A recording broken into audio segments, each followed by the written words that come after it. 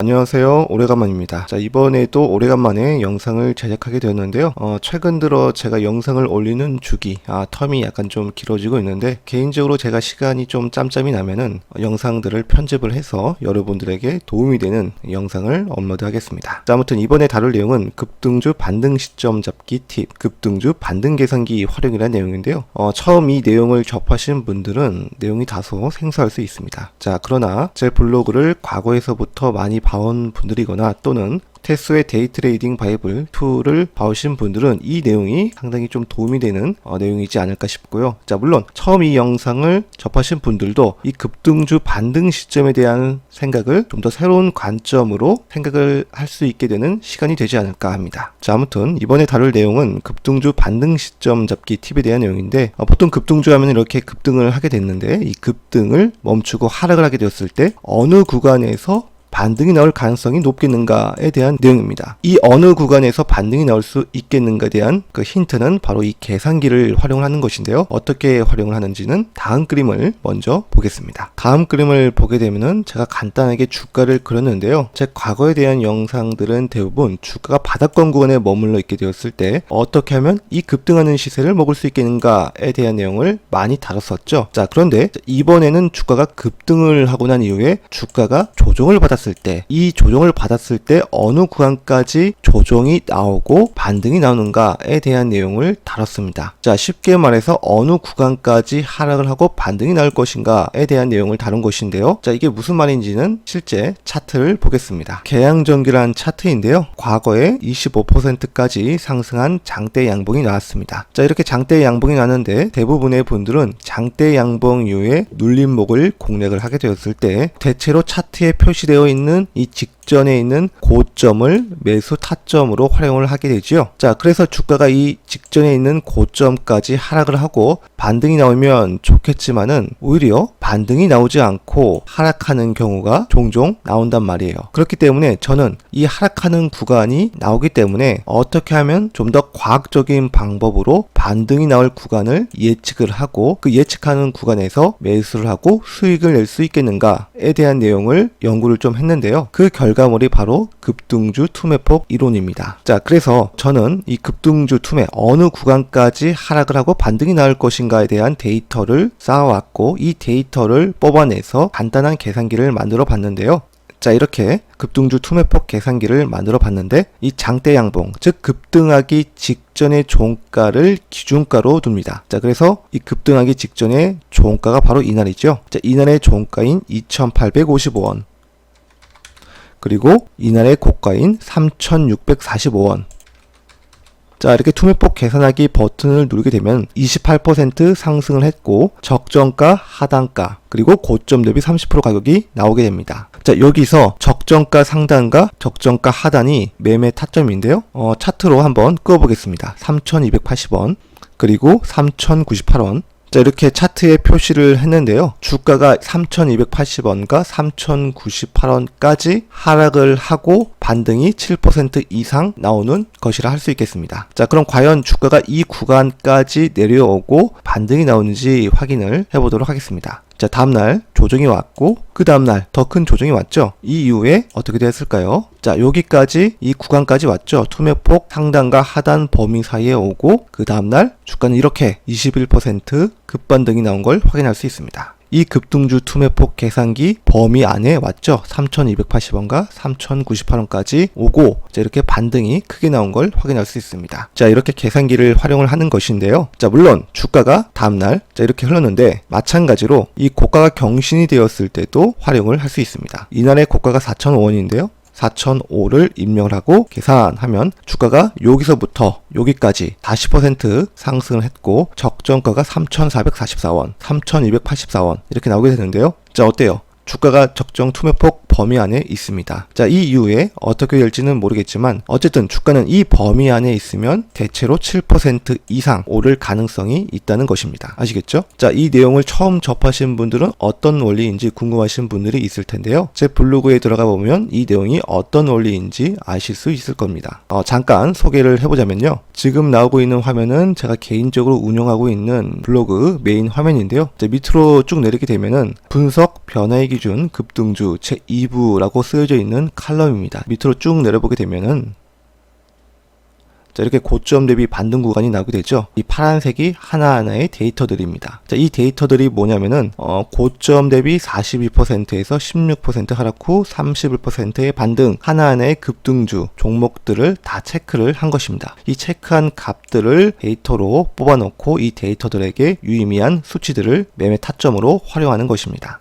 자세한 내용은 태수의 데이트레이딩 바이블 2 책을 보거나 또는 제 블로그를 활용하시면 될 것 같습니다. 자, 아시겠죠? 다시 차트로 돌아와서 현대공업 차트로 돌아와서 실제 급등주 투매폭을 이용해 보도록 하겠습니다. 자, 1월 달에 이 종목이 29% 상승을 했었네요. 급등주 투매폭 계산기를 활용해 보도록 하겠습니다. 급등이 나왔던 전일 종가가 기준가가 되고요. 전일 종가가 3,015원이네요. 자, 그리고 최고가가 3,915원입니다. 자, 이렇게 입력을 하고 버튼을 누르면 자, 30% 상승했기 때문에 적정가 상단이 3,524원, 적정가 하단이 3,328원. 자, 이 가격을 차트에 표시해 보도록 하겠습니다. 자, 이렇게 차트에 표시를 했는데요. 주가가 이 다음날 어떻게 흐르는지 보겠습니다. 자, 이미 장중에 3,524원 부근까지 내려왔었죠. 자, 다음날 주가는 이 범위 안에서 움직이는 걸 볼 수 있습니다. 결과적으로 어때요? 주가는 이 3,524원과 3,328원 적정가 가격권에서 움직이고 반등이 나왔죠. 자, 결국에는 주가는 자, 이렇게 20% 되는 상승이 나왔습니다. 자, 주가가 이렇게 흘렀는데요. 이 급등주 투매폭 계산기는 주가가 21선을 이탈하기 전까지는 계속적으로 사용해도 무방합니다. 21선을 이탈하면은 매매 관심 대상에서 제외를 하고 다른 이 급등하는 종목에 활용하면 되겠습니다. 자, 어쨌든 현대공업은 고점이 경신되었기 때문에 다시 한번 이 계산기를 활용해 보도록 하겠습니다. 자, 고가가 4,475원이죠. 그리고 계산하기 버튼을 누르면 48% 상승했습니다. 그러니까 여기서부터 여기까지 48% 상승했는데 이 가격에 대한 이 상단과 하단 가격이 3,804원 그리고 3,535원 이렇게 차트에 표시를 해봤습니다. 자, 주가가 이미 이 적정가 상단 가격 안에 들어와 있네요. 자, 다음 날에도 이 가격 범위 안에 있는지 한번 보겠습니다. 자, 어때요? 하루 만에 자, 이렇게 급반등이 나온 걸 볼 수 있습니다. 게다가 상한가로 직행을 했네요. 과연 주가는 이 적정가 상단과 하단 가격 안에서 움직이다가 바로 급등이 나온 사례라고 볼 수 있습니다. 굉장히 신기하죠? 그리고 주가는 흐르다가 다시 또 이제 조정을 받는 것 같은데 다시 한번 반등이 나오고 이 상태에서 다시 급등주 계산기를 활용해 보도록 하겠습니다. 고점이 경신이 되었기 때문에 또 이날의 고점이 최고가가 되겠죠. 5,190원. 자, 그러면은 여기서부터 자, 여기까지 총 72% 상승을 했고 적정가 상단이 4,100원, 적정가 하단이 3,944원입니다. 차트에 표시를 해보도록 하겠습니다. 그리고 대체로 이 고점 대비 30% 가격은 이 적정가 상단과 하단이 깨졌을 경우 이 가격까지도 내려올 수 있다는 얘기가 됩니다. 그러니까 이 가격도 차트에 표시를 해주는 것이 좋습니다. 자, 이렇게 모두 표시를 했고요. 그러니까 주가가 이 적정가 상단과 하단 가격까지 내려오는지 보고 만약에 이 가격을 이탈하게 된다면 주가는 이 적정가 하단과 고점 대비 30% 가격까지도 올 수도 있다는 얘기가 됩니다. 다음날 주가는 적정가 상단과 하단 가격을 깼고요. 그 다음에 주가는 하단과 30% 가격 범위 안에서 움직이다가 반등이 나왔죠.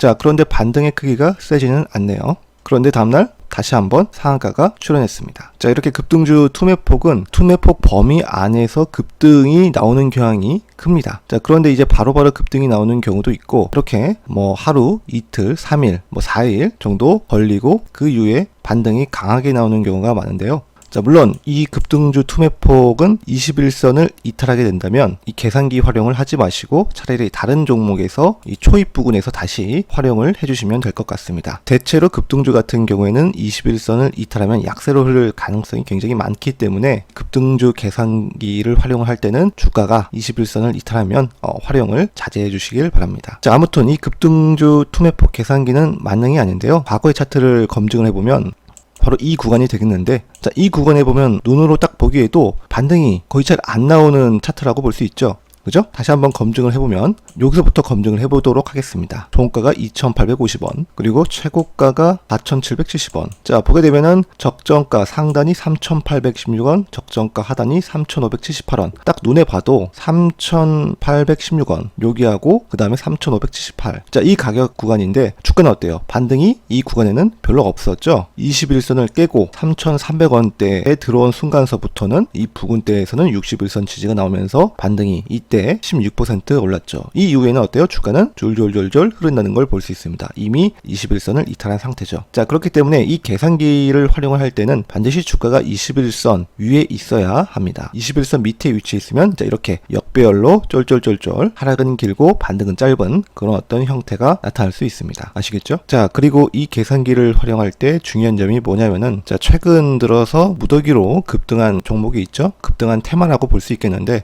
바로 기생충 관련주가 되겠는데 바른손 ENA, 컴퍼니 A, Q캐피탈, 블러썸 MNG, 기타 지앤코 이런 어떤 종목들이 대다수가 너무 많이 올랐죠. 너무 많이 오른 주식의 경우에는 테마의 대장주 위주로다가 이 급등주 투매폭을 활용을 하는 것이 좋겠고, 대체로 활용을 하게 되었을 때 100% 이상 급등한 주식의 경우에는 이 적정가 하단 가격이 대체적으로 마이너스 34%까지 하락한 가격을 뜻하거든요. 이 가격권 안에서 한 차례만 매매하는 걸 당부드립니다. 자, 왜냐면은 이렇게 많이 오른 주식의 경우에는 반등이 여러 번 나올까요? 아니면 그냥 죽어버리는 경우가 많을까요? 제 개인적인 경험으로는 이렇게 엄청나게 급등을 한 경우에는 한번 큰 반등이 다시 한번 나올 때는 이 고점에서 마이너스 한 34%까지 하락을 하고 반등이 나오는 경우가 종종 있습니다. 그렇기 때문에 이 급등주 투매폭 계산기를 적용을 하게 되었을 때는 테마의 대장주 위주로 하고, 그리고 고점에서 마이너스 34%까지 하락한 이 적정가 하단 가격에 오는지 안 오는지 봐주시길 바랍니다. 테마 대장주가 아닌 경우에는 이렇게 많이 밀릴 수가 있어요. 결국에는 반등이 안 나오고 죽어버릴 수 있기 때문에 자, 우리는 적절하게 상승과 하락을 반복한 주식에만 적용하는 것을 추천드립니다. 예를 들어서 신라 SG와 같은 종목들, 마니커 FNG 또는 깨끗한 나라 50 같은 종목들을 한번 검증해 보시길 바랍니다. 자, 그런데 중요한 점이 또 하나 있는데요.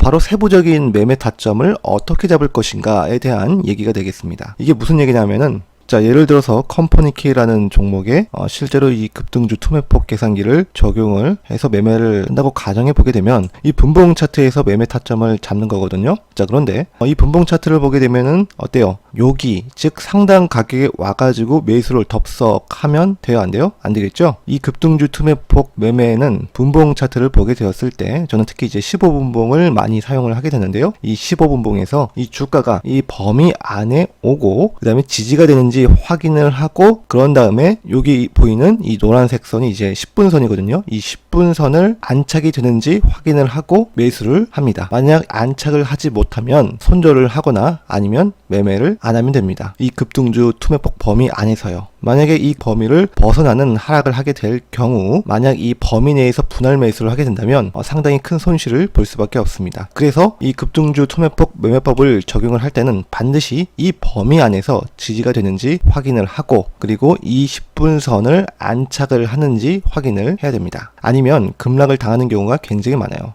자, 이 덕성우란 종목도 제가 계산기를 활용을 해서 이 가격을 좀 적어놨는데요. 적정가 상단 가격이 13,428원, 그리고 하단 가격이 12,300원인데요. 분봉 차트를 보게 되면은 투매폭 범위를 벗어나는 하락이 나왔죠. 그러니까 이 투매폭 범위 안에 왔다고 해서 덥석 매수를 하는 것이 아니라 투매폭 범위 안에 있을 때 이 주가가 이 노란색 선을 안정적으로 안착을 할 때 그때 매매를 하는 것입니다. 자, 무턱대고 이 투매폭 범위 안에서 분할 매수를 하게 되면 손실이 클 수밖에 없습니다. 간단하게 매수 타점에 대해 정리를 해보겠습니다. 15분봉 기준에서 주가가 이 적정가 상단과 하단 가격까지 오게 되었을 때 우리는 이 매매 타점을 잡을 때는 이 적정가 범위 안에서 추세가 전환이 되는 양봉 캔들이 일단 나오는 것이 좋습니다. 자, 이렇게 양봉 캔들이 나왔을 때 자, 우리는 이 양봉 캔들의 시가를 손절 라인으로 설정을 하고 매매를 할 수 있겠습니다. 자, 매수를 여기서 하는 거죠. 그죠? 그런데 보다 안전한 방법으로 매매를 하려면은 자, 우리가 여러 여러 가지 조건들을 적용을 할 수 있겠는데요. 자, 바로 아까도 설명했듯이 이 노란색 선이 10분선입니다. 15분봉상의 10분선을 주가가 안정적으로 안착을 한 상태에서 접근을 하는 것이 훨씬 더 안전하고요. 자, 물론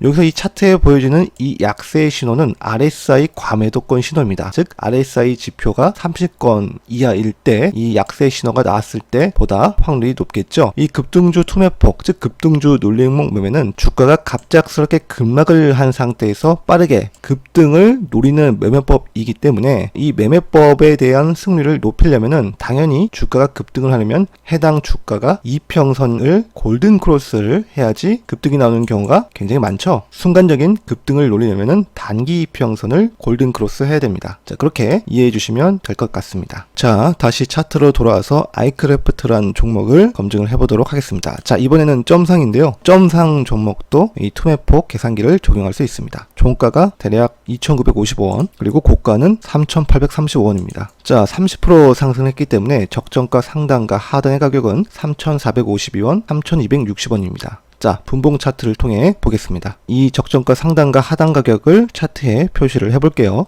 자, 이렇게 표시를 했습니다. 그러니까 주가가 이 적정가 범위 안까지 올 때까지 기다려주고요. 자, 보게 되면 주가는 자, 이 상단 가격에서 반등이 자, 이렇게 6% 나온 걸 확인할 수 있는데, 자, 물론 우리가 이때에서부터 적용을 할 수 있을까요? 아니죠. 여기 가격에서 물론 매매를 할 수는 있겠지만은 우리는 이 적정가 범위 안에 주가가 와야 됩니다. 그때까지 기다려줘야 된다는 거예요. 자, 물론 이렇게 단기적으로 반등이 나올 수는 있겠지만은 자, 이렇게 오히려 하락을 하게 되죠. 자, 이 상태에서 적정가 범위 안에 오고 주가가 이 10분선을 안정적으로 안착을 할 때 그때 매수를 해주면 되겠습니다. 자, 이 다음날 주가는 이 범위 안에서 10분선을 안착을 한 파동이 나왔죠. 여기서부터 매매가 가능하다는 것입니다. 자, 손절은 이 10분선을 이탈할 때 해주면 되거나 아니면 이 저가를 이탈할 때 매매를 해주면 되겠습니다. 자, 결과론적으로는 주가는 자, 이렇게 추가적인 상승이 나온 걸 확인할 수 있습니다. 어때요? 적정 투매폭 범위 안에서 반등이 강하게 나온 사례라고 볼 수 있습니다. 특히 분봉 차트에서 매매 타점을 잡을 때 반드시 적정 투매폭 범위 안까지 오고 주가가 이 10분선을 안정적으로 안착을 했을 때 매매 타점을 잡아보시면 도움이 되실 것입니다. 자, 그런데 모든 종목들이 다 이렇게 올라가는 것은 아닙니다. 오히려 적정가 범위에서 엄청난 급락을 한 경우도 있기 때문에 이 매매를 할 때는 반드시 손절가를 설정을 해두고 매매를 해야 됩니다. 아시겠죠? 자, 영상을 이것으로 마치겠습니다. 자, 영상이 좀 길었는데요. 이 이후의 내용은 제 블로그를 통해서 좀 더 자세히 언급을 하겠고,